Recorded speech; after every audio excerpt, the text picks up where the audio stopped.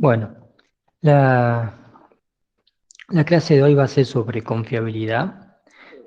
Otro aspecto más de confiabilidad, que es la consistencia interna y especialmente aquellos indicadores eh, de confiabilidad basado en lo que sería la covarianza de ítem. Eh, Ustedes tienen que tener en cuenta que existen distintos coeficientes, distintos métodos que siempre buscan de una manera u otra ver el nivel de precisión que tiene las puntuaciones del instrumento y, eh, y tratar de estimar un poco lo que sería el error estándar de medición o el error de medición.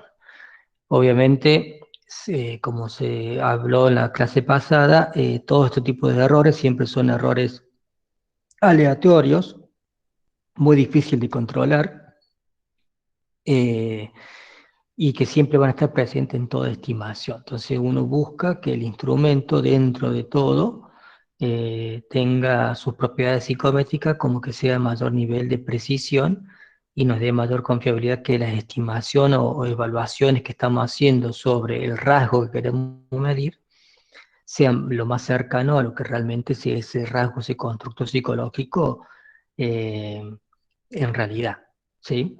Nunca vamos a poder hacer una estimación precisa de lo que puede tener cada persona de sus capacidades o su personalidad, porque es muy difícil hacer una estimación tal como es, pero que el acercamiento que tenemos nosotros sea lo más preciso posible. Existen distintos métodos y obviamente en cada uno de los métodos existen distintos tipos de errores, ¿sí? Cuando hablamos de este tipo de errores, uno puede hacer referencia, por ejemplo, al cambio de la puntuación a lo largo del tiempo, ¿sí? Entonces, cuando uno tiene ese tipo de error que puede presente, uno utiliza el coeficiente de fiabilidad que es el de estabilidad temporal Toth-Test, que es lo que nos permite ver que las puntuaciones no fluctúan mucho en el transcurso del tiempo. Este tipo de método de estabilidad temporal se puede evaluar mediante una prueba TRT o de formas paralelas, ¿sí? Eh, pero también existe otra dimensión de confiabilidad que es el nivel de la consistencia de los ítems para poder medir el mismo constructo con el mismo nivel de precisión, que hace referencia más a lo que es la consistencia interna. En ese caso, este tipo de método se administra en una sola ocasión y se obtiene un índice estadístico que representaría el nivel de precisión de las puntuaciones del instrumento.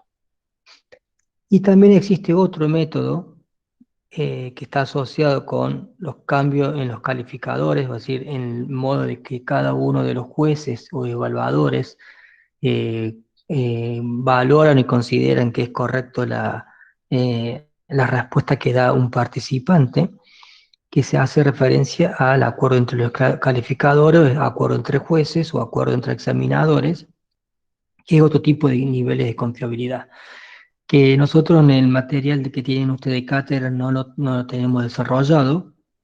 Yo lo voy a mencionar y lo voy a explicar acá en la clase porque me parece que es digno de mencionarlo para que ustedes lo tengan presente. Bueno, cuando hablamos de consistencia interna, se basa en la magnitud de las covariaciones entre los distintos eh, elementos en relación a la varianza total de la prueba, ¿sí? En otras palabras, lo que hace referencia es cómo cada uno de los ítems que componen un instrumento y sobre todo una subescala o un subtest, todos ellos están midiendo el mismo constructo, ¿sí?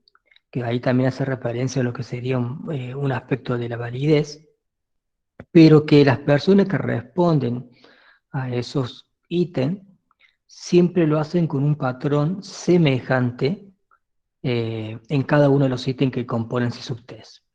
Que esto quiere decir que si yo soy una persona que tiene muy bajo nivel de rasgo en matemática, mis habilidades en matemática no son muy fuertes que digamos, y yo tengo 10 ítems que miden ese rasgo, mis rendimientos en los ítems que componen ese subtest van a ser muy parecidos. Es decir, voy a tener bajos rendimientos en cada uno de ellos y posiblemente de los 10, solamente 2 o 3 puede ser que los acierte.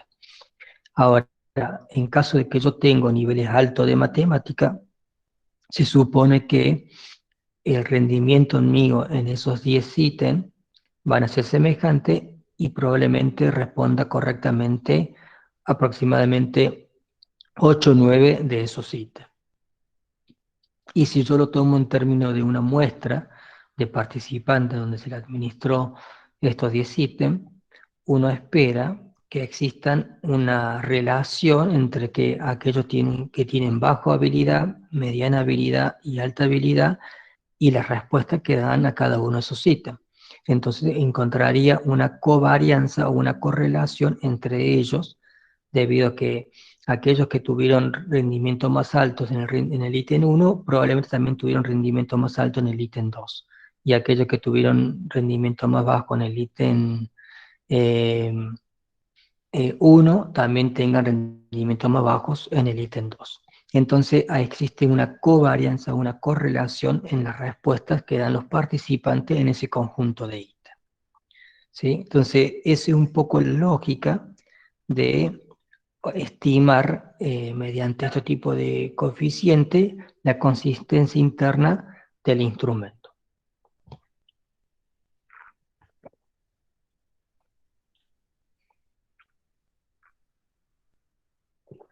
El coeficiente más reconocido es el coeficiente alfa de Cronbach, y en su variante está el coeficiente Q de Richardson, que son muy semejantes ambos, pero que el Q de Richardson está más asociado con lo que son los ítems dicotómicos. Estos coeficientes son los más reconocidos que hay dentro de la teoría clásica de los test y por mucho tiempo son los más utilizados, los que la mayoría de los programas estadísticos presentan y uno lo puede calcular. Es uno de los más fáciles de calcular en el sentido de que siempre se hace en administrar un conjunto de ítems a una muestra en particular y en base a esa administración uno puede ya estimar el alfa de Cronbach o si son ítems dicotómicos el Q de Richardson. Entonces son coeficientes como más populares y más fáciles de encontrar en la literatura, en los manuales y en todo tipo de material. Obviamente nos indica el nivel de consistencia de todos los ítems para poder medir ese mismo atributo y que la respuesta que dan los participantes es consistente en cada uno de los ítems que compone el instrumento.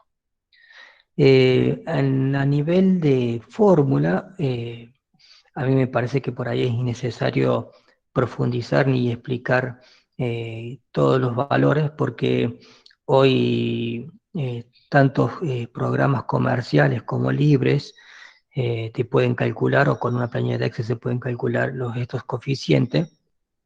Y a mí más lo que me interesa es que ustedes puedan interpretar y saber qué significa este coeficiente y de qué utilidad tiene, en fin, en cuenta para que el día de mañana cuando tengan un manual sepan que cuando encuentran un alfa sabe a qué hace referencia o si encuentran un Q de Richardson sabe a qué hace referencia. Lo mismo vamos a tomar un ejemplo del libro que ustedes lo tienen para que vean más o menos cómo es el procedimiento y que en base al tipo de instrumento se puede hacer la estimación de la confiabilidad de 3 test y a su vez del test completo, que sería la composición del test A, B y C. ¿Sí? Entonces el test A es para evaluar fluidez verbal con 3 ítems. El TB es diseñado para evaluar la habilidad numérica que consta de 6 ítems, uno es correcto y otro cero correcto, y el TC también razonamiento tiene la misma característica. Tengan en cuenta que el test A tiene respuesta tipo Likert. Entonces, cuando yo tengo respuesta tipo Likert que pueden ir del 1 al 3 o del 1 al 4, del 1 al 5, del 1 al 7, al 10, etcétera, puedo utilizar con total tranquilidad el alfa de Cronbach. Pero si tengo valores que van de 0 a 1, como correcto e incorrecto, lo más adecuado sería utilizar el Q de Richardson. Pero también se puede utilizar el alfa de Cronbach. No habría ningún tipo de inconveniente en ese caso.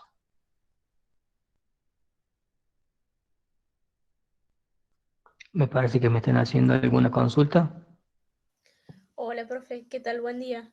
Le quería hacer una consulta. A mí no me queda claro lo que es dicotómicas y no dicotómicas que dijo recién. Por ejemplo, en el caso de coeficiente alfa de Cronbach, creo que dijo que eran no dicotómicas y en Q de Richardson dicotómicas. Bueno, el dicotómico es 0 y 1, ¿sí? Es que yo tengo una prueba de múltiple opción donde vos tenés una correcta y las otras incorrectas, ¿sí? Entonces el valor se pone es 0 si elegiste las respuestas incorrectas y 1 si elegiste la correcta, ¿sí? También podría ser que yo te doy un ejercicio donde vos tenés que realizarlo de manera eh, adecuado, obviamente. Si yo te digo, me tenés que recordar, y yo te doy una lista de números y vos me tenés que decir, eh, ordenámelos de la manera que inversa, como un test de memoria. Entonces yo te digo el 1, 3 y 5, 8 y 9, y vos me lo tenés que ordenar de forma inversa. Y obviamente si vos me lo haces correctamente, yo te puedo poner como puntaje 1 si lo hizo correcto y 0 si lo hizo incorrecto, ¿sí? Entonces las valoraciones en este caso tienen esos índices. Ahora, cuando son tipo Likert, yo tengo opciones que van de totalmente desacuerdo, en acuerdo, ni de acuerdo de desacuerdo, totalmente de acuerdo y totalmente de acuerdo. Entonces es como una escala gradual, de que yo tengo menos, a que tengo un poquito más, a que estoy en un punto medio, a que tengo ese atributo y a que tengo mucho de ese atributo. Entonces los valores pueden ir del 1 al 5 en ese tipo de caso, o si tengo una escala que va del 1 al 3 como desagrado, neutral y agrado para un test de intereses, entonces van del 1, el 2 y el 3. Esos son los valores que pueden tener las respuestas de los participantes. Entonces, cuando yo tengo del 1 al 2 y el 3, o del 1, 2, 3, 4 y 5, o del 1 al 7, del 1 al 10, porque digo, bueno, nivel de confianza de mis habilidades en una escala del 1 al 10. ¿Cuánto yo me pongo en cada actividad una nota del 1 al 10? Si realmente confío que puedo hacerla exitosamente esa tarea. Eso es para medir, por ejemplo, autoeficacia. Entonces, los valores van del 1 al 10. Entonces, uno esperaría que el que tiene poca habilidad ponga un 1, un 2, un 3, un 4, y el que tiene mucha habilidad que ponga un valor de 6, 7, 8, 9 o 10. Y lo que está en el punto medio estaría 4, 5 y 6, como que tengo mediana habilidad en esa actividad. En cambio, cuando hablamos de dicotómicos, son dos valores. 0 porque está mal y 1 es porque está correcto. Y generalmente, los dicotómicos generalmente están asociados con las pruebas de rendimiento. Podés encontrar obviamente pruebas de personalidad como el de Einstein, donde tenés verdadero y falso. Entonces el verdadero se le pone un valor de 1 porque tenés el atributo, y falso es un valor de 0 porque no tenés el atributo. Entonces, ¿qué significa? Si yo te doy 20 ítems que dicen sobre características tuyas de personalidad, si vos pones valores como que son falsos esas actividades, se suman como cero, no suma nada al puntaje total. Y si yo le pongo como correcto que es verdadero, se me suma un punto. Entonces, en total de los 20 ítems, pues, puede ser que yo tenga un valor de 5, un valor de 10, o puedo tener un valor, no sé, de 18. Quiere decir que de las 20, 18 de esas características yo le di como verdadero, que me representa y me explican mi forma de ser. ¿Vamos? ¿Quedó claro? Sí, profe, muchas gracias. Una última Bueno, consulta. ¿Siempre se usa el mismo coeficiente? O sea, por ejemplo, en el test uso siempre o Q de Richardson o alfa de Cronbach. No puedo usar distintos. Sí. no. Se pueden usar distintos. Ah, Se pueden depende usar del ítem. distintos. A ver, si son dicotómicos, generalmente se usa más el Q de Richardson. puede ser que si vos el Q de Richardson en un programa como el SPS no te lo calcula como Q de Richardson, te lo calcula como alfa de Cronbach, pero la fórmula que tiene el alfa de Cronbach, ¿sí? Es totalmente igual a la del Q de Richardson, ¿está? Esto es igual, esta la varianza también es igual. Acá te dice que la variabilidad de la respuesta, la covarianza, que acá te lo toma de esta manera, ¿sí? La covarianza, y estos índices son todos iguales. Entonces, el procedimiento de uno y el otro son prácticamente iguales. Entonces, vos podés encontrar en algunos casos una prueba de rendimiento que va de 0 a 1, donde las respuestas van con un alfa de Cronbach y no un Q de Richardson. Ahora, los coeficientes de confiabilidad pueden ser varios, ¿sí? Y hay algunos casos, en algunos test, por algunas características, conviene utilizar uno con respecto al otro. Generalmente los test, cuando uno dice que tiene estudio de confiabilidad, generalmente hace referencia a la estabilidad temporal y un alfa de Cronbach. Es lo más habitual y lo más conocido, lo que más se utiliza. Difícilmente van a encontrar que se tiene la posibilidad de hacer un alfa de Cronbach utilice una partición de mitades. Difícilmente van a encontrar que si tienen que hacer estabilidad temporal, utilicen pruebas paralelas. Son procedimientos que ya no se aplica tanto, pero que, bueno, obviamente están dentro de la literatura, pero sí van a encontrar a lo mejor un coeficiente omega, que es uno más utilizado hoy actualmente, eh, que en realidad lo que se genera o lo que obtienen este es un coeficiente, un estadístico, que después vamos a ver al final de la clase, me permite a mí estimar lo que son los intervalos de confianza. Y esos, mientras tengo un valor más alto de coeficiente de confiabilidad, yo puedo considerar que tengo menor error, entonces por lo tanto puedo confiar más en mi instrumento o en la precisión de esas puntuaciones que yo estoy obteniendo, ¿sí?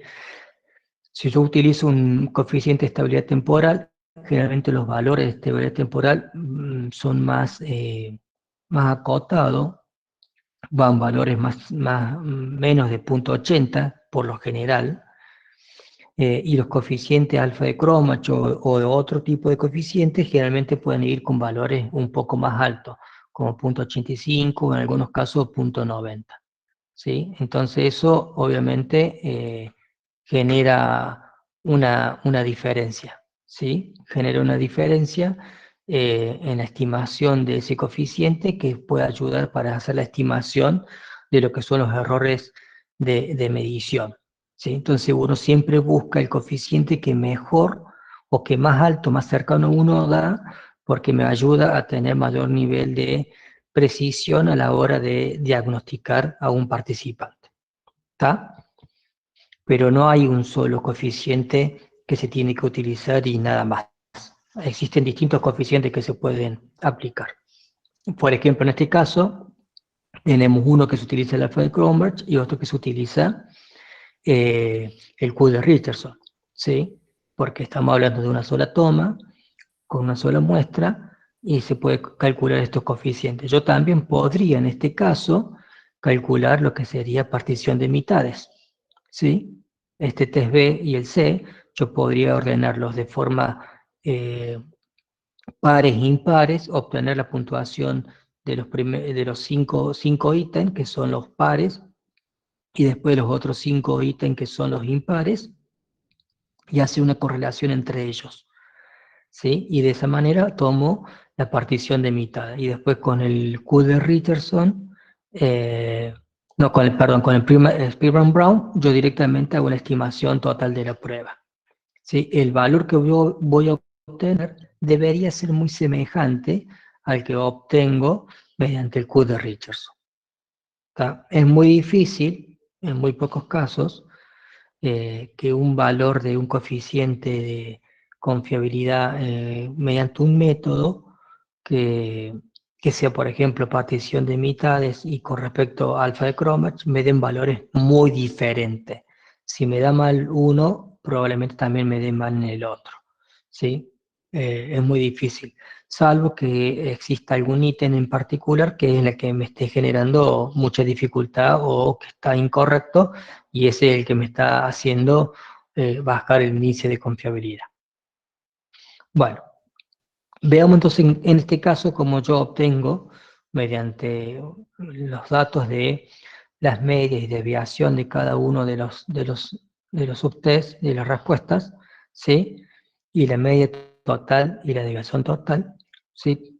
Mediante esta fórmula, el coeficiente alfa de Cronbach, que me dicen que en este caso es igual a 0,95. Obviamente sería un coeficiente muy, pero muy alto, ¿sí? Muy cercano a 1, hasta el punto que bastante difícil en conseguir y menos con tan pocos cantidad de ítems.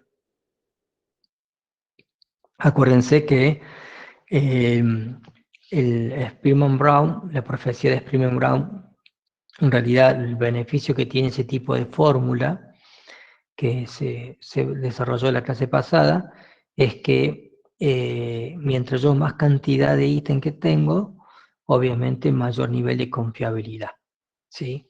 Entonces, con pocos ítems como 10 es muy difícil que obtenga un valor de esta característica, ¿sí? Pero en este caso, si yo obtengo un valor de 0,95, casi 96, me está indicando que el nivel de confiabilidad es muy alto en esta medida.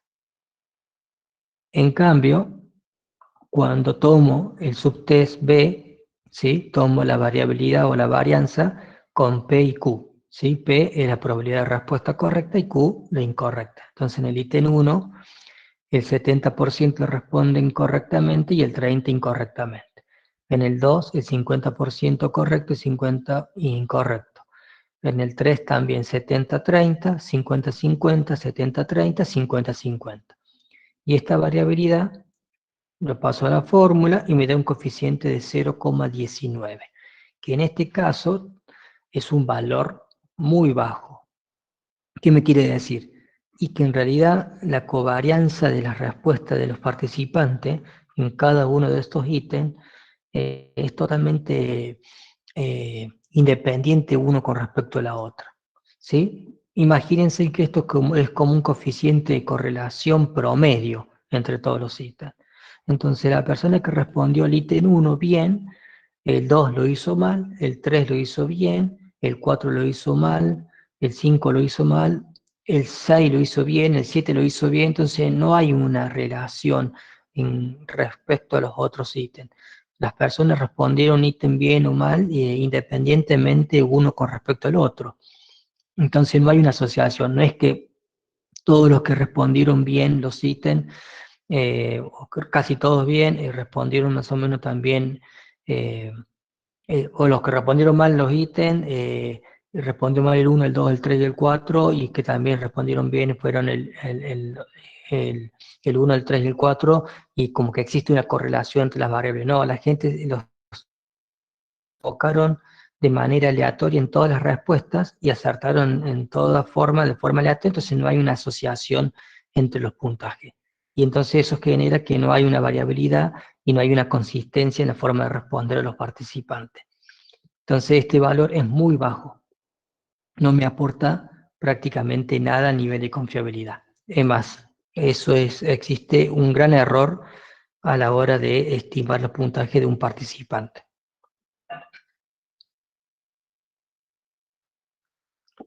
Y en el subtest también C, obtengo también el mismo resultado, un valor bastante bajo. En este caso, utilizo el alfa también y me da el mismo resultado, un valor de 0,20. Ahora, si yo tomo el alfa de Cronbach como cada una de las puntuaciones de forma independiente, el A, el B y el C, que son las puntuaciones, yo obtengo la confiabilidad de todos los tres subtests, encuentro un valor de 0,57. Este punto 57 sería un valor mucho más elevado que el punto 20 que vimos en los otros dos subtests, pero sigue siendo un índice de confiabilidad bastante bajo y que realmente me está generando mucho error de medición. Y sobre todo, si yo veo cuáles son los subtests que funcionan bien y que funcionan mal, yo sé que el A tiene una confiabilidad alta de 0,96 y esta tiene cerca de 0,20 cada uno.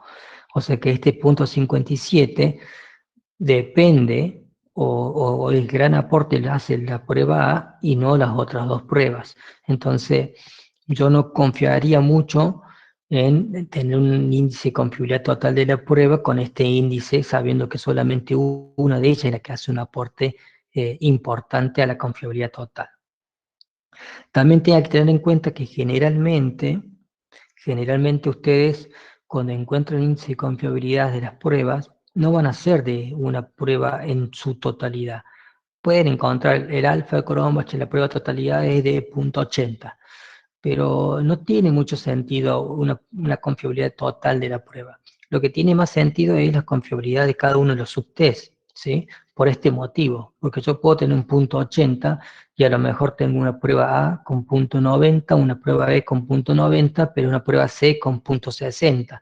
O sea que en las tres me da un 0,80, pero hay una que tiene un índice de confiabilidad muy bajo.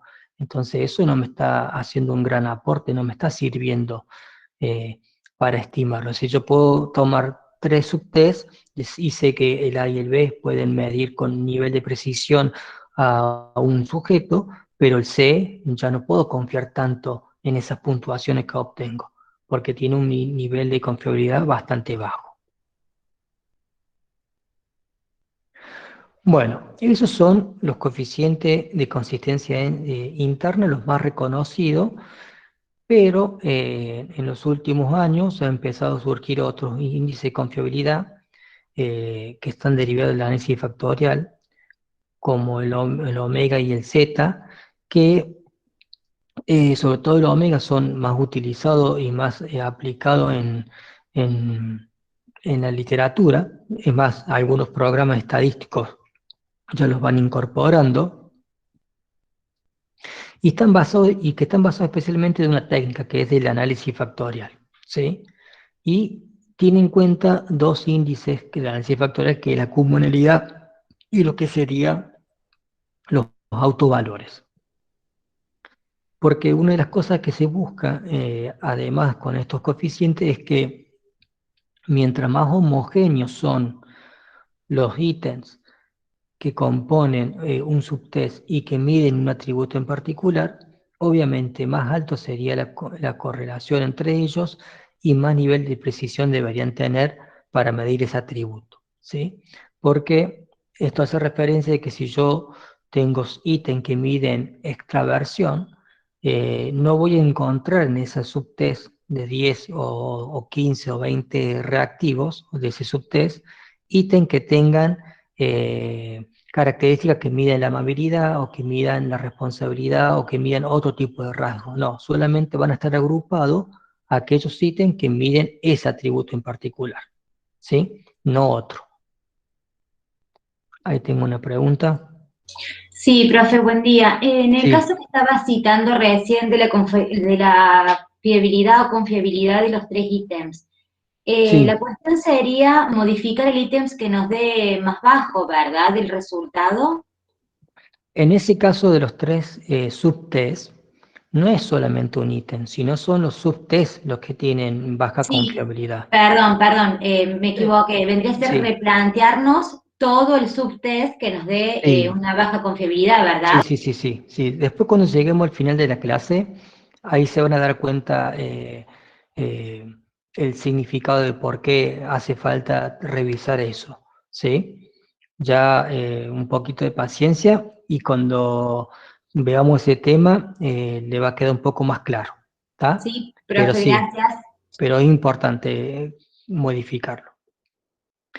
Bueno, entonces en este caso tengo dos coeficientes, ¿sí? Que están basados en el análisis factorial y que sobre todo el análisis factorial es una técnica que se utiliza para evaluar un aspecto de la validez del instrumento, que es la estructura interna, y que hace referencia a que el conjunto de ítems se agrupan entre sí, un conjunto de ellos del mismo test para evaluar un rasgo. y otro conjunto de ítems del mismo test se agrupan para evaluar otro rasgo y otro conjunto de ítems para evaluar otro rasgo. En el caso anterior, si tengo 3 subtests, se supone que todos los ítems que tengo de esos subtests en conjunto, si yo lo pongo en un análisis factorial, 10 ítems se tendría que agrupar para el factor A, 10 ítems para el factor B y 10 ítems para el factor C. Eso sería lo esperable. Eso sería lo que debería suceder como para que yo tenga en cuenta que la estructura interna del test es adecuada. ¿Por qué? Y porque mi test mide 3 rasgos diferentes y los ítems que miden esos rasgos están altamente correlacionados entre sí para medir un rasgo A, un rasgo B y un rasgo C. ¿Sí? Ahora, si todos los ítems miden todos los rasgos de forma semejante, un poco más, un poco menos, y no tengo una estructura interna, yo nunca voy a saber que cuando un participante responde a alguno de los ítems, ¿por qué lo hace? ¿Por qué tipo de rasgo? ¿Lo respondió correctamente por el rasgo A, por el B o por el C? ¿Sí? Entonces busco lo que sería la unidimensionalidad por cada uno de los rasgos. Y el método que se utiliza es el análisis factorial.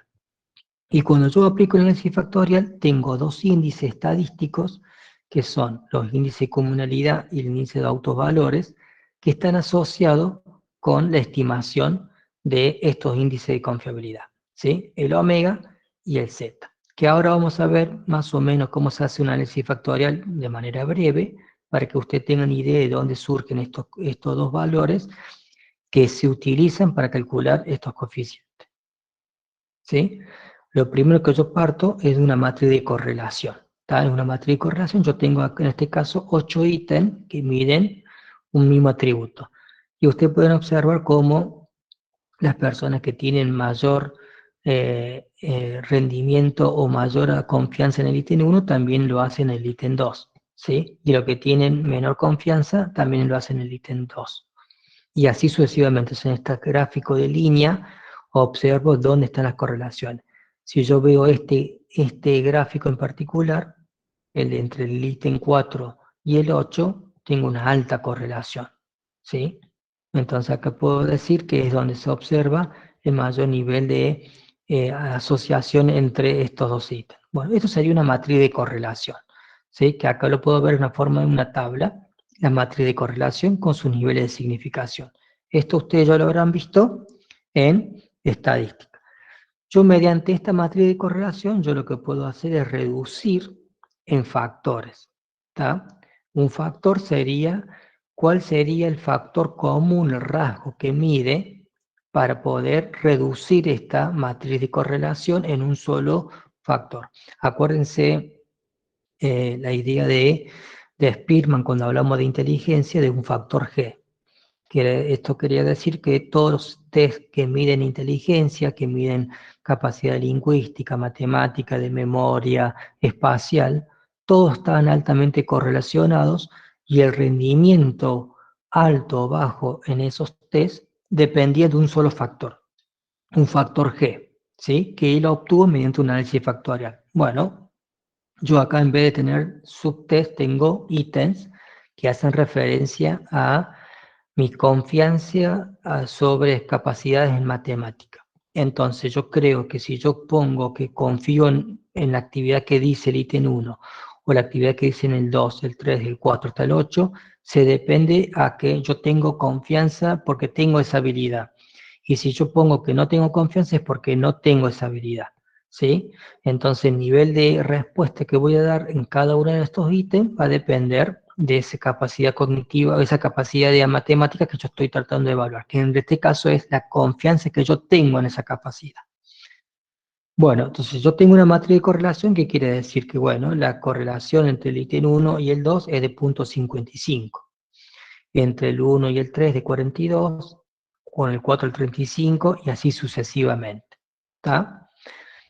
Este método, ¿qué hago? Quiero reducir cuánto sería el factor común que hay en cada uno en esta matriz de correlación. Entonces, para hacer esto yo obtengo la suma por columna de todas las correlaciones, como observo acá. Esta suma sería de 55, 42, 35, 353, 55, 1, 32, 337, y así sucesivamente. Y después la suma de todas las correlaciones, ¿sí? Y esa suma de la matriz le elevo al cuadrado y me da un valor que es 523. Por lo tanto, si yo después divido el 353 por el 523, me da lo que sería la carga factorial. ¿Qué quiere decir esto? Que es un factor, ¿sí? Un factor que es matemática y la correlación que tiene de ese factor, que es la composición de todos estos ítems, con respecto a cada uno de ellos. Entonces yo puedo observar cuáles de estos ítems representan o cargan más fuerte con el total del factor. ¿Tá? Entonces hay un solo factor que es creencia de autofijación matemática y que correlaciona con cada uno de estos ítems. Yo una vez que hago este procedimiento, hago otro paso que es multiplicar las cargas factoriales, como vimos recién, 68 por 68, y hago lo que sería una matriz residual, ¿sí? Le elimino el primer factor. Y después hago el mismo procedimiento que el anterior. Vuelvo a obtener un autovalor, un factor, ¿sí? Y las cargas factoriales. Y esto lo hago 8 veces, que quiere decir la cantidad de factores que yo tengo de ítem que compone el instrumento, ¿sí? Que se esperaría que cuando yo llego a la matriz residual de la última vuelta, que sería el número 8, estos coeficientes de acá serían todos igual a 0. ¿Por qué? Porque sacaría todos los autovalores que corresponden y que explican esta matriz factorial. ¿Tá?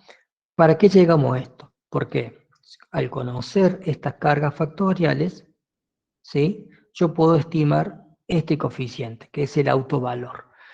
Los autovalores expresan la cantidad de la varianza total que se explica por cada factor, es el porcentaje de varianza explicada por cada factor que se obtiene dividiendo su correspondiente autovalor por la suma de los autovalores. ¿Qué quiere decir esto? Lo siguiente. Yo tengo factor 1 y tengo 16 ítems, y factor 2. El primer factor es de matemática y este es de lingüística. Perdón, sería el factor 1 de lingüística y el 2 es de matemática. Si yo elevo al cuadrado cada uno de ellos, entonces 0,26 me da 0,07. Y si elevo el 0,65 al cuadrado, me da 0,42. ¿Tá? Esta suma que tengo acá al cuadrado es lo que me da el primer autovalor, ¿sí? Que es 5,23. Y si yo esto lo divido por la cantidad de ítems, que son 16, me dice que es 0,33. O decir, que el primer autovalor, ¿sí?, me explica un 33% de la varianza. El segundo es 3,13, que sería la sumatoria de este, ¿sí? Y me explica un 20%. La sumatoria total me dice que es un 53%.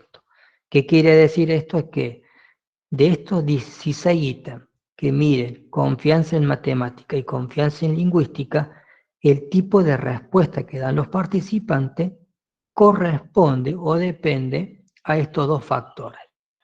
Y la variabilidad de respuesta que dan los participantes en estos dos factores, un 53% se explica por la estructura matemática y lingüística. Y el restante es por error o por otros factores que no están en cuenta en esta estructura factorial.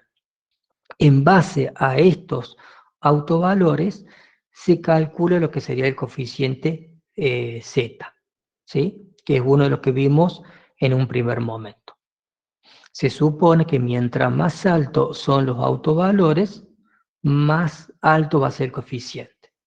¿Alguien quiere hacer una pregunta?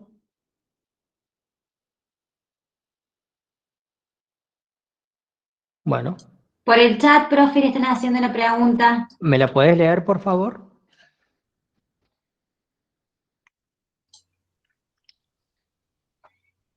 Sofi Castel pregunta, profe, ¿los dos factores en este caso son matemáticas y lingüística? Sí, son los dos factores que miden de un instrumento que mide autoeficacia en inteligencia múltiple, pero yo tomé únicamente dos factores, ¿sí? Entonces, yo cuando calculo la confiabilidad, puedo tener en cuenta cada uno de estos factores y sus cargas y lo que sería el autovalor para estimar el nivel de confiabilidad. Y se espera que mientras más altas sean las cargas y más fuerte sea el autovalor por cada uno de sus respectivos factores, menos carga tiene con otro factor independiente y más homogéneo son el conjunto de ítems que miden el mismo atributo. Por lo tanto, tendría que tener mayor nivel de confiabilidad. Bueno, el otro índice es la comunalidad, ¿sí? La comunalidad en realidad lo que hace referencia es que al elevar al cuadrado también cada uno de los ítems, yo digo, ¿cuánto de este ítem 1 se explica por el factor 2? ¿Sí? Acá te dice que es 0,7 más 0,42 me da 0,49. En este caso, el ítem 2, que tiene una carga factorial 61, el factor que sería matemática, me explica un 44. En el ítem 8, por ejemplo, me explica un 31, se explica bastante poco, pero el 10 se explica un 71. Entonces depende la comunalidad de cada uno, es cuánto se explica por la estructura factorial. Yo tengo una estructura factorial de 2 factores que me explica en este caso un 49. Si tuviese una estructura factorial de 1 o 3 factores, me explicaría menos o más, depende la estructura que sea más adecuada, ¿sí? Entonces, yo lo que puedo observar acá es que el ítem 1, un 49% de su varianza es explicada por esta estructura factorial de 2 factores. Y en la comunalidad, en el coeficiente omega, entra en juego este valor para su estimación, ¿sí? Y de esa manera se obtienen otro índice de confiabilidad del instrumento. Y bueno, obviamente yo le pasé todas estas cuestiones lógicas, cómo se hace más o menos paso a paso para estimar estos coeficientes, pero uno con un programa estadístico, por ejemplo, como este, obtiene los índices, las cargas factoriales por cada uno de los factores, como corresponde, lo que sería la comunalidad de cada uno, puede obtener la confiabilidad del instrumento, alfa de Cronbach y el omega, alfa de Cronbach y el omega. Este factor es el factor 1, que es del lingüístico, y este del factor 2, que es lógico-matemático. Este es mucho más alto y también pueden observar que el omega siempre es un poco más alto que el alfa de Cronbach. Lo mismo es bastante alto en este caso. Y acá puedo observar que el autovalor 1 explica un 28% y el 2 explica un 18%. En total se explica un 46%. Entonces, con estos 16 ítems, se explica un 46% de la variabilidad de respuesta que tienen, ¿sí?, en estos dos factores de los participantes que respondieron estos 16 ítems, ¿sí? La lógica que ustedes pueden encontrar es que siempre, cuando hacen estimación de confiabilidad, si estiman el alfa de Cronbach, van a encontrar valores más bajos que el Z y mucho más alto, más bajo que el omega. En teoría, siempre el omega va a ser un coeficiente un poco más alto que el alfa. Por eso también yo creo que muchas veces se utiliza y se aplica más este coeficiente, y sobre todo cuando se tiene que informar en los estudios psicométricos de un instrumento, ¿sí? No deja de ser, de una manera u otra, una pequeña trampita como para poder subir más el coeficiente de confiabilidad y para que uno pueda tener mayor certeza de que las puntuaciones que se obtienen son precisas. Bueno, hay otro tipo de coeficiente de confiabilidad que es el acuerdo entre jueces, ¿sí? Que como yo dije anteriormente, hay algunos test donde el participante no tiene que responder exactamente el cuestionario, como puede ser, por ejemplo, una planilla de observación de comportamientos de niños o de otro tipo de comportamiento, o como puede ser un test de inteligencia para niños o para adultos, donde la persona da su respuesta libre y hay una persona que va a valorar si es correcta o incorrecta las respuestas. Entonces, en esos casos, siempre se utiliza para ver el nivel de precisión jueces. En este caso, yo tomo 2 jueces que van a valorar la respuesta de un grupo de participantes, que en este caso tienen 4 alternativas para valorar y cada uno lo valora como quiere, cada uno de los protocolos que utilizó. Entonces, lo que se busca es que exista un acuerdo entre los examinadores. Quiere decir que cuando la persona dijo que estaba en el C1, en el juez 1, en el juez I también lo hizo con el X, ¿sí? Que cuando lo dijo en el 2, también coinciden los dos, y que en el 3 y en el 4. Y que obviamente va a haber un nivel de desacuerdo. En este caso, el juez I dijo que era C2, C3, C4, y el juez X dijo que era el 17, el 6 y el 42. Eran como que no coinciden, porque estaban dentro de la 1. Acá también, el juez 2, X dijo que era C2, este grupo, que donde la juez I dijo que son C1, entonces son 20 casos que estarían acá.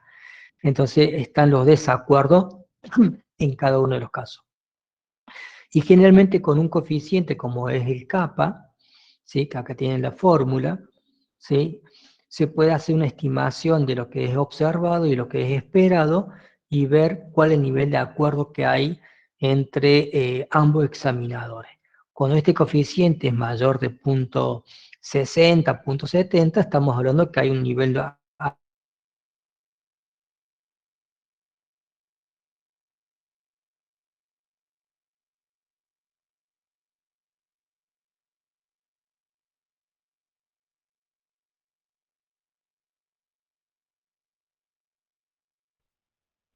Profe, no se escucha.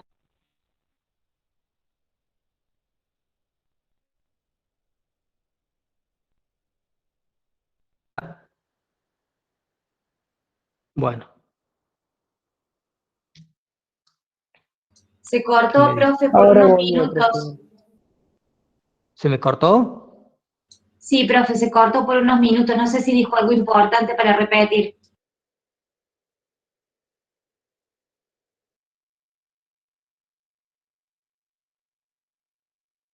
Se cortó de nuevo. Oh, Dios. Ahora sí se le escucha de todas formas. Profe, ahora sí se le escucha bien. Bueno, yo le expliqué esta parte, no sé si lo vieron. Sí, eso sí, estaba justo explicando lo del coeficiente Sí, profe, kappa. cuando cambio de filmina a Bueno, acá, observado y este esperado. es el kappa. Este es un coeficiente que te estima la cantidad de proporción de acierto y lo esperado, lo que se observa y lo que se espera, y mediante esto se estima el nivel de acuerdo entre los examinadores, ¿sí? Y como cualquier otro coeficiente de confiabilidad, tiene que ser valores altos, cercano al 0,80, ¿tá? Pero es un estadístico que nos estaría indicando el nivel de acuerdo entre los examinadores. ¿Estamos? Espero que no se corte. Sigamos. Bueno, ahora, cuando yo tengo la estimación de lo que sería el puntaje de un test, yo lo que hago es sumar todas las respuestas que compone el mismo instrumento, ¿sí? Cuando yo sumo todas esas respuestas, obtengo un valor que puede ser 67, 35, 40, 70, 55. Todos esos valores dependen, obviamente, del tipo de instrumento. Si es un instrumento de 10 ítems y que se responde 0 y 1, no voy a obtener estos valores. Si es un instrumento de 10 ítems que se responde el 1 al 5, y sí, a lo mejor puedo obtener como puntaje máximo el 50.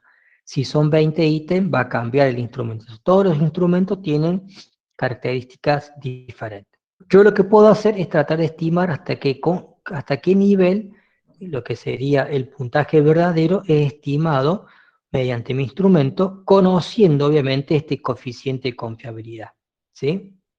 La correlación entre X y X' es de prueba X más prueba paralela nos indica un poco el nivel de confiabilidad. Y yo puedo tener una estimación más puntual, puedo tener una diferencia entre el puntaje verdadero con respecto el que obtuvo un participante y cómo difiere con respecto a la media de la población, o puedo tener un puntaje Z directamente de ese participante.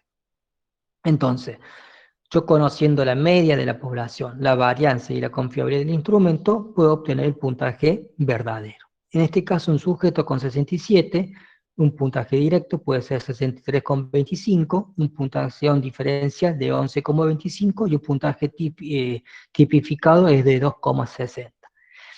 Y para cada uno de los sujetos que tienen estos valores, obtengo también su valor puntual.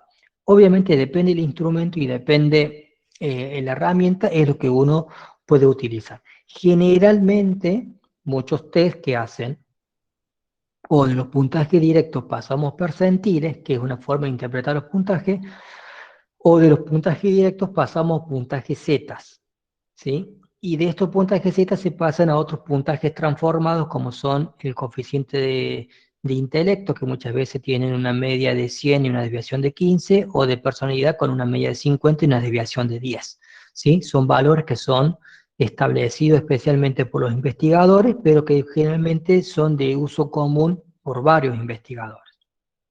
Pero este es para estimar lo que sería un puntaje verdadero.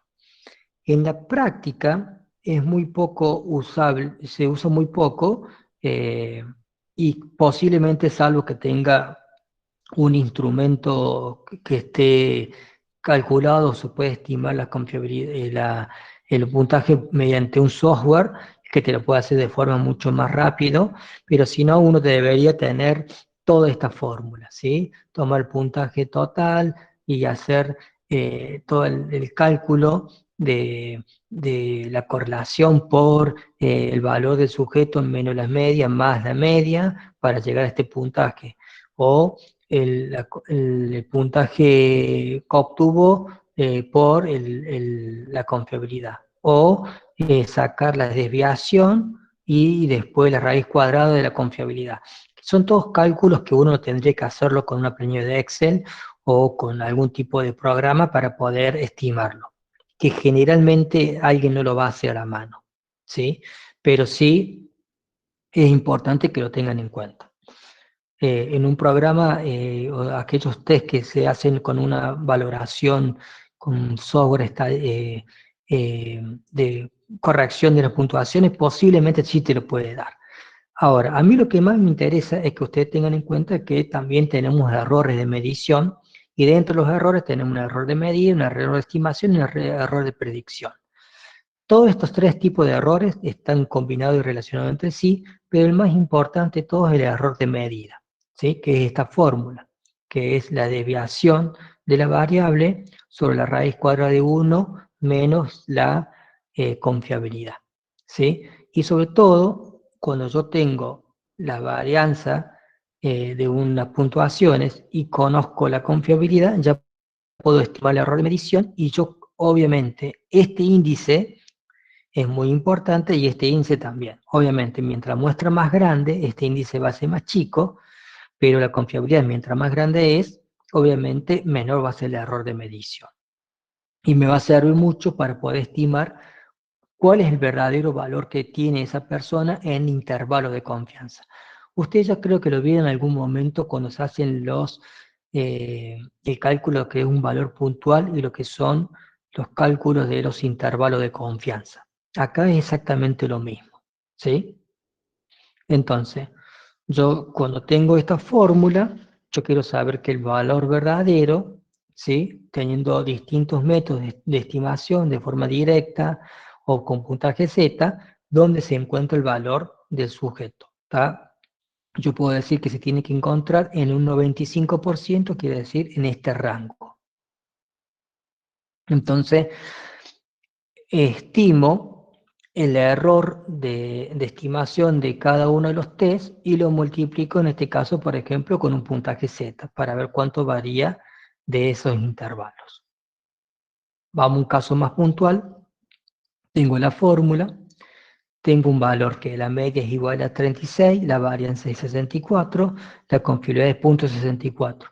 Si yo tomo una desviación estándar, nada más, ¿sí?, que es 1,65, entonces obtengo que el valor de 1,65 multiplicado por el error y,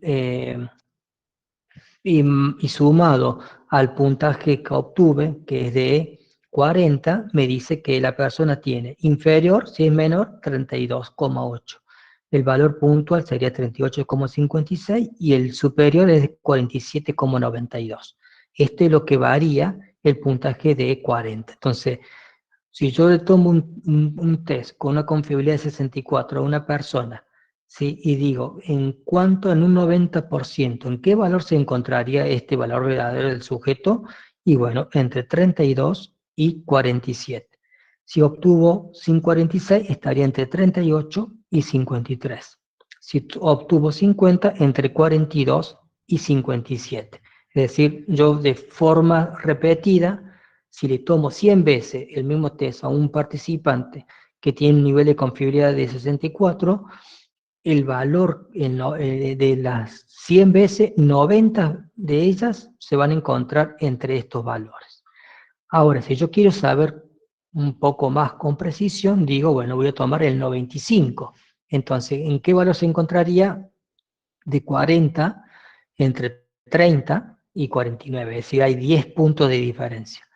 Entre 36 y 55, entre 40 y 59. Esto sería en un 95%. Entonces, con una confiabilidad de 0.64, el error que yo obtengo, ¿sí?, lo multiplico por 1,96 y más o menos, ¿sí?, lo resto o se lo sumo, y en estos son los intervalos de confianza. Y si tuviese un valor de tres desviaciones, que sería el 2,58, quiere decir que de 100 veces que yo le tomo este test, el 99% de su valor estaría entre 27 y 52, entre 33 y 58, entre 37 y 62. ¿Sí?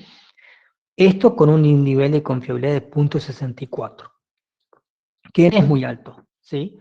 Pero uno tenga en cuenta que cómo varían los valores con una desviación, dos desviaciones y tres desviaciones. ¿Tá?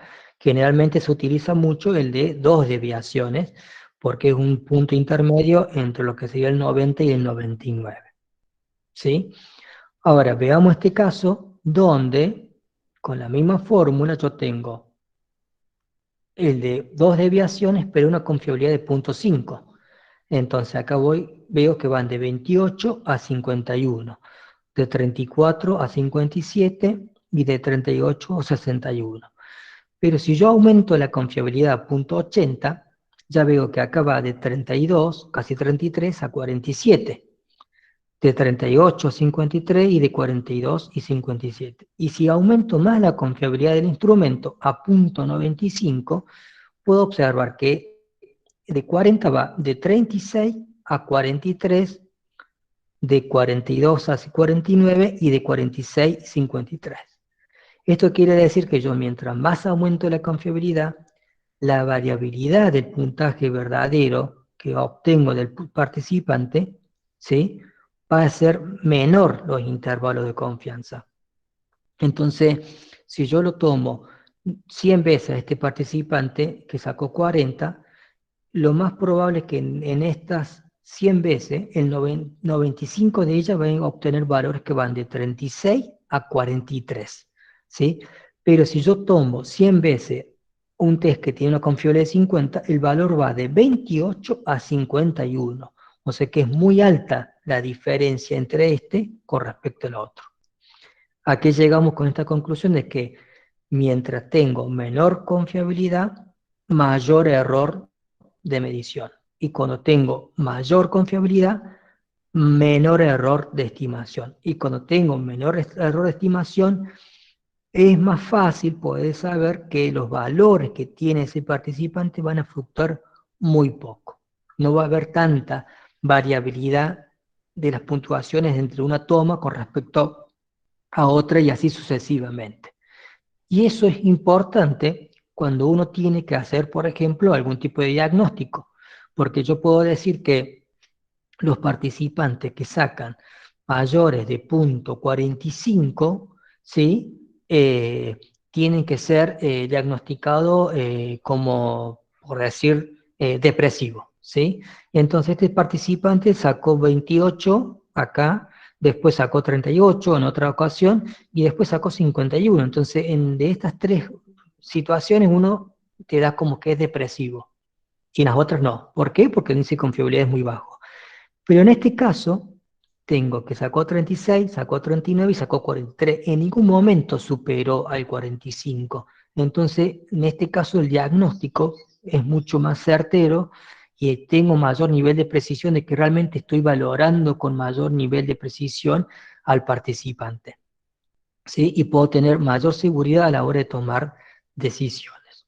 ¿Sí? Ahora, para terminar, otra cosa a tener en cuenta en este caso es que este error de medición es igual para aquellos sujetos que sacaron puntaje 40, 46 y 50. No importa si sacó menor puntaje o mayor puntaje, el error se mantiene igual para todos los rangos de habilidad, ¿sí? Esto es importante tener en cuenta porque cuando veamos teoría de respuesta al ítem, este concepto varía, ¿sí? Que no todos los niveles de habilidad son medidos con el mismo nivel de precisión y con la misma confiabilidad. Hay algunos niveles de habilidad que son medidos con mayor precisión y otros con menor precisión, ¿sí? Bueno, esto sería lo que entraría en la clase de hoy. Voy a dejar de grabar.